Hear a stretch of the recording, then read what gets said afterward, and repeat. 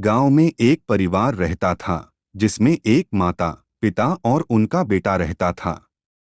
माता पिता बहुत ही मेहनती थे और अपने बेटे के भविष्य के लिए दिन रात मेहनत करते थे।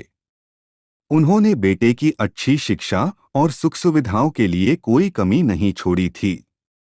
समय बीता, बेटा बड़ा हो गया और शहर में नौकरी करने चला गया। अब वह बहुत अच्छा कमाने लगा और धीरे धीरे अपने माता पिता से दूर होता गया।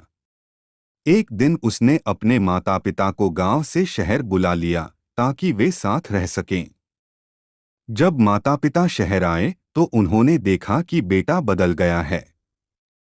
वह अब उनके साथ समय नहीं बिताता था और उनकी बातों को अनसुना करने लगा। बेटे की पत्नी भी माता पिता का सम्मान नहीं करती थी। धीरे धीरे बेटे ने माता पिता से कहा कि वे गांव वापस चले जाएं क्योंकि उनके लिए शहर में जगह नहीं है।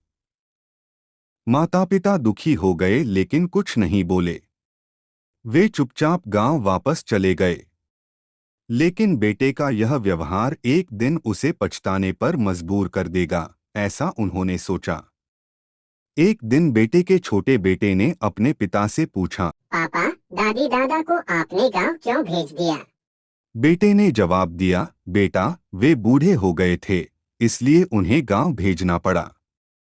बेटे ने फिर मासूमियत से कहा, आप बूढ़े हो जाएंगे तो क्या मैं आपको भी गांव भेज दूंगा? यह सुनकर बेटे को अपनी गलती का एहसास हुआ। उसे समझ में आ गया कि जैसे वह अपने माता पिता के साथ